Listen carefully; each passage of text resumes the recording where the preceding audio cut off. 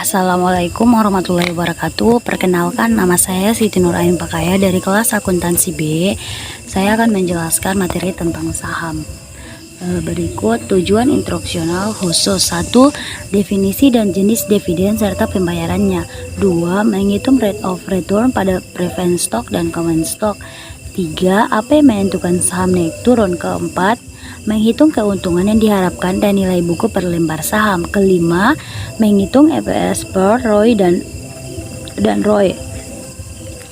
Keenam, zero growth model dan signaling teori serta garden growth model. Ketujuh, mampu menjawab soal-soal yang diberikan secara baik dan benar.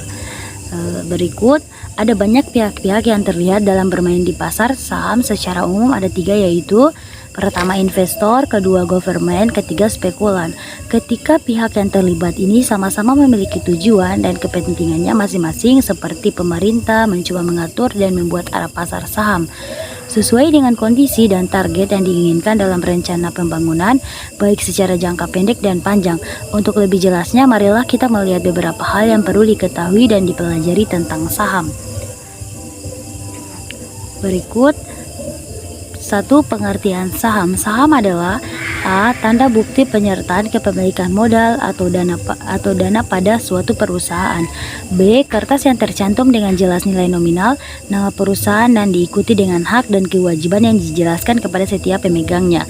C. Persediaan yang siap untuk dijual. Berikut kedua, pengertian common stock dan preferred stock. Common stock atau saham biasa adalah suatu surat berharga yang dijual oleh suatu perusahaan yang menjelaskan nilai nominal atau rupiah, dolar, yen, dan sebagainya, di mana pemegangnya diberi hak untuk mengikuti RUPS atau Rapat Umum Pemegang Saham, dan RUPSLB, Rapat Umum Pemegang Saham Luar Biasa, serta berhak untuk menentukan membeli right issue, penjualan saham yang terbatas atau tidak, yang selanjutnya di akhir tahun akan memperoleh keuntungan dalam bentuk dividen. Berikut 3 jenis-jenis saham biasa.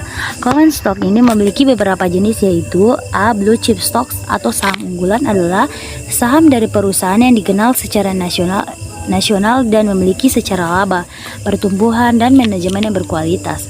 B. Growth stock adalah saham yang diharapkan memberikan pertumbuhan laba yang lebih tinggi dari rata-rata saham-saham lainnya dan karenanya mempunyai PR yang tinggi. Scott Hudson. C. Defensive stock atau saham defensif adalah saham yang cenderung lebih stabil dalam masa resesi atau perekonomian, yang tidak menentu berkaitan dengan dividen, pendapatan, dan kinerja pasar. Cyclical stock adalah sekuritas yang cenderung naik nilainya secara cepat saat ekonomi semarak dan jatuh juga secara cepat saat ekonomi lesu. Seasonal stock adalah perusahaan yang penjualannya bervariasi karena dampak musiman, misalnya karena cuaca dan liburan. F. Speculative stock adalah saham yang kondisinya memiliki tingkat spekulasi yang tinggi, ya. G. Yang kemungkinan tingkat pengambilannya hasilnya adalah rendah atau negatif. Berikut 4. Agio saham. Agio saham merupakan selisih dan harga jual dan harga beli. Misalkan harga jual adalah Rp 750 per lembar dan harga beli adalah Rp 820 per lembar. Lanjut 4. Agio saham. Agio saham merupakan selisih dari harga jual, misalnya kelima, menghitung rate of return pada preferred stock dan common stock. Ada yang menarik pada saat seseorang memiliki preferred stock atau saham istimewa. Jika dilihat dari percentage rate of return, yaitu saham preferred ini biasanya memberikan dividen yang tetap setiap tahunnya, seperti halnya obligasi pada umumnya. Saham preferred ini tidak mempunyai hari jatuh atau preferred rate of return dari saham preferred ini dapat ditentukan dengan menggunakan rumus sebagai berikut. Rate of return sama dengan dividen per lembar saham preferred atau per harga saham.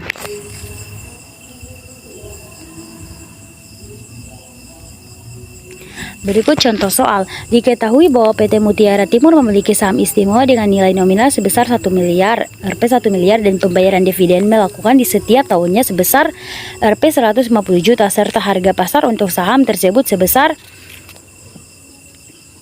Rp 420 juta. Maka berdasarkan data tersebut kita dapat menghitung rate of return dari saham Preven PT Mutiara Timur. Rate of return sama dengan dividen lembar saham Preven. Harga pasar rate of return sama dengan 150 juta atau 420 juta sama dengan 0,3571 sama dengan 35,71. Maka rate of return yang diperoleh adalah 35,71%. Berikut 6. Keuntungan memiliki saham. Bagi pihak yang memiliki saham akan memperoleh beberapa keuntungan sebagai bentuk kewajiban yang harus diterima, yaitu A. Memperoleh dividen yang akan diberikan pada setiap akhir tahun. B. Memperoleh capital gain, yaitu keuntungan pada saat saham yang dimiliki tersebut jual kembali pada harga yang lebih mahal. C. Memiliki hak suara bagi pemegang saham jenis common stock atau saham biasa seperti pada RUPS dan RUPSLB. D. Dalam pengambilan kredit perbankan, jumlah kepemilikan saham yang dimiliki dapat dijadikan sebagai salah satu pendukung jaminan atau jaminan tambahan dengan tujuan untuk membuat lebih yakin pihak penilaian kredit dalam melihat kemampuan calon debitur. Adapun bentuk rumus dan capital gain atau CG adalah CG sama dengan PIT kurang PIT kurang 1. PIT kurang 1 keterangan CG capital gain. PIT adalah harga saham akhir periode. PIT kurang 1 yaitu harga saham akhir periode sebelumnya.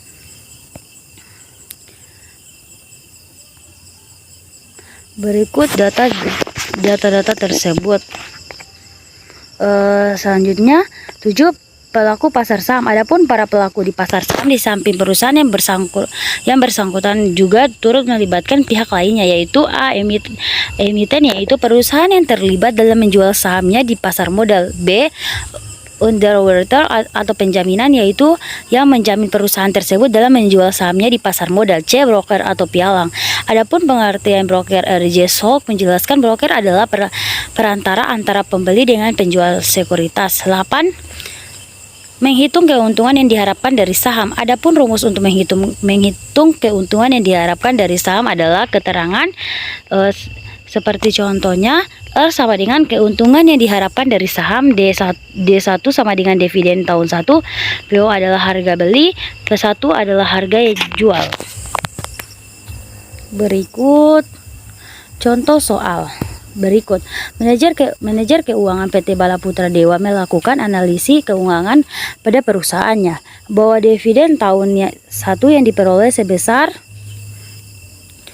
Rp 5 juta. Adapun harga beli dan harga jual masing-masing adalah sebesar Rp 250 dan Rp 270. Maka kita dapat menghitung keuntungan yang diharapkan dari saham tersebut adalah dengan cara yang ada di gambar, sehingga kita memperoleh hasil untuk keuntungan yang diharapkan dari saham tersebut adalah Rp 20,08. Ke-9, menghitung nilai buku per lembar saham. Adapun rumus untuk menghitung nilai buku per lembar saham ada di gambar keterangan. NBP sama dengan nilai buku per lembar saham. TE adalah total ekuitas. JSB yaitu jumlah saham yang beredar. Berikut contoh soal.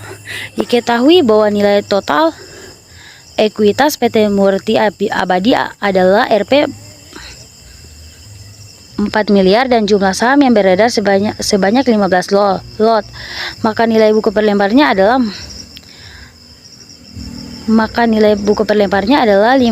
Rp keterangan Reynolds yaitu nilai intrinsik saham, D yaitu dividen, K tingkat diskonto. Contoh soal, sebuah perusahaan membayarkan dividen selama 8 periode sebagai berikut, yaitu yang di dalam kolom, dan misalkan tingkat diskontonya adalah konstanta yang 5% setiap periodenya, maka kita dapat menghitung nilai intrinsik saham tersebut berdasarkan rumus di atas. Langsung penyelesaiannya, maka nilai intrinsik saham per lembarnya adalah Rp 176 860048. Selanjutnya 11 earning per share atau EPS. Earning per share atau pendapatan per lembar saham adalah bentuk pemberian keuntungan yang diberikan kepada para pemegang saham dari setiap lembar saham yang dimiliki. Adapun rumus saham yang dimiliki seperti contohnya EPS sama dengan EAT per JSB. Keterangan EPS earning per share, EAT earning after tax atau pendapatan setelah pajak, JSB yaitu jumlah saham yang dimiliki. Contoh soal 1, PT Maharani Utama mencatatkan pada tahun 2007 memperoleh earning after tax sebesar 200 juta dan 200.000 rata-rata tertimbang saham biasa yang beredar. Maka berdasarkan rumus di atas kita dapat menghitung EPS sebagai berikut. EPS yaitu sama dengan 200 juta atau 200.000. EPS sama dengan 1000, maka EPS PT Maharani Utama adalah Rp 1000 per lembar saham. Berikutnya contoh soal kedua, manajer keuangan PT Sentral Mutiara mengkonfirmasikan bahwa di tahun 2008 telah memperoleh sebesar Rp 6,3 miliar dan saat ini terdapat 120.000 rata-rata tertimbang saham biasa yang beredar. Maka selanjutnya kita dapat menghitung EPS PT Sentral Mutiara sebagai berikut. EPS sama dengan EAT, JSB EPS sama dengan 6 miliar. EPS sama dengan EAT per JSB, EPS sama dengan 6 miliar, 300, 120.000, EPS sama dengan 52.500. Maka EPS PT Sentral Mutiara adalah Rp 52.500 lembar saham yang beredar. 12 price earning ratio atau PER. Bagi para investor, semakin tinggi price earnings ratio maka pertumbuhan laba yang diharapkan juga akan mengalami kenaikan dengan begitu price earning ratio. Ratio harga terhadap laba adalah perbandingan antar marketing. 12 per earning ratio atau PER. Bagi para investor, semakin tinggi per earning ratio maka pertumbuhan laba yang diharapkan juga akan mengalami kenaikan dengan begitu price earning ratio. Ratio harga terhadap laba adalah perbandingan antara marketing price atau per share harga pasar per saham dengan earning share laba per lembar saham. Adapun rumus price earning ratio adalah yang PER sama dengan MPS per EPS. PER yaitu price earning ratio, MPS yaitu marketing price per share, EPS yaitu earning per share. Selanjutnya contoh soal berikut, PT Lengkong Pasifik menginginkan pada saat melakukan go publik memperoleh harga pasar per lembar sahamnya adalah Rp 120.000 dan mengharapkan laba per lembar sahamnya adalah sebesar Rp 315. Maka berdasarkan rumus di atas kita dapat menghitung price earning ratio-nya adalah sebagai berikut. PER sama dengan 12.000 per 315 PER sama dengan 13. Menghitung return of investment atau ROI. Return on investment atau ROI atau pengembalian investasi bahwa di beberapa referensi lainnya rasi ini juga ditulis dengan return on total asset atau ROA. ROA ini melihat sejauh mana investasi yang telah ditanamkan mampu memberikan pengenalan keuntungan sesuai yang diharapkan. Earning after tax atau EAT, total aset. Keterangan earning after tax atau EAT sama dengan laba setelah pajak. Kedua, total aset yaitu total aktiva. Berikutnya contoh soal berikut, berdasarkan data pada neraca dan laporan laba rugi PT Jayabaya Utara terlihat bahwa EAT perusahaan adalah berjumlah Rp 720 dan total aset adalah Rp 8.000. Maka kita dapat menghitung return of investment perusahaan tersebut sebagai berikut. ROI sama dengan 720 per 8.000, ROI sama dengan 0,09. Maka return of investment dari PT Jayabaya Utara adalah 0,09. Yang ke-14, menghitung return on equity atau ROE.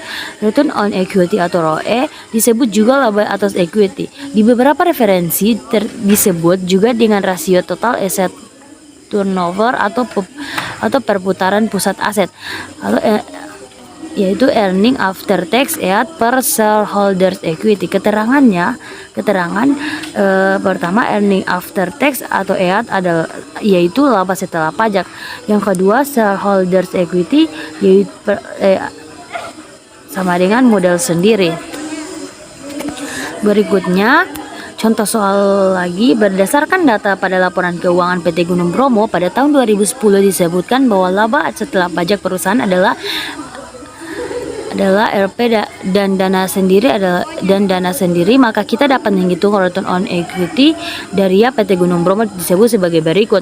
ROE 1,265 per 3,803, ROE 0,33, maka return on equity dari PT Gunung Bromo tersebut adalah 0,09.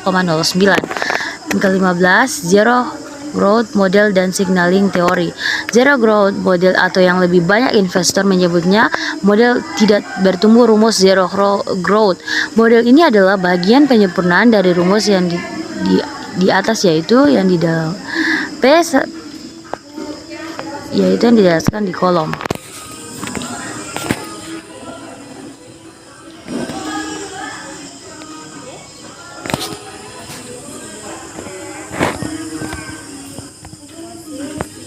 Keterangan P0 sama dengan nilai dari saham biasa, D1 revenue dividen dalam 1 tahun, R adalah rate of return yang diinginkan, G sama dengan growth yang ditaksir adalah selalu konstan. Contoh soal manajer keuangan PT Cahaya Sakti Mandala mengumumkan penerimaan dividen tahun 2008 sebesar Rp 8 miliar. Adapun rate of return yang diinginkan adalah 20% dan pertumbuhan ditaksir 19,5%. Maka kita dapat menghitung nilai dari saham biasa tersebut adalah PO sama dengan D1 per R kurang G. PO sama dengan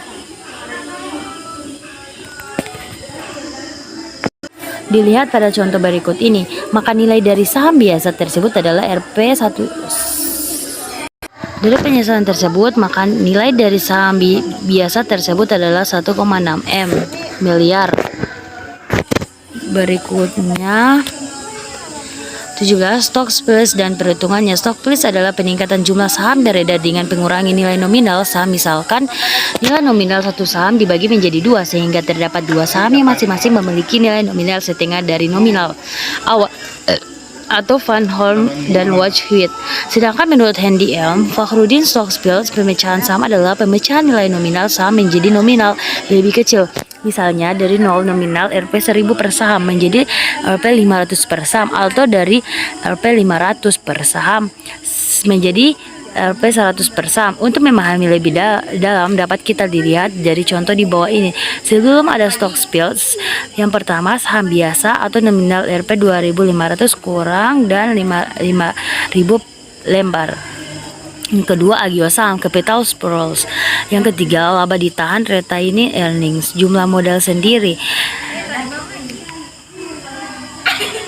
Sesudah ada stock split, one split.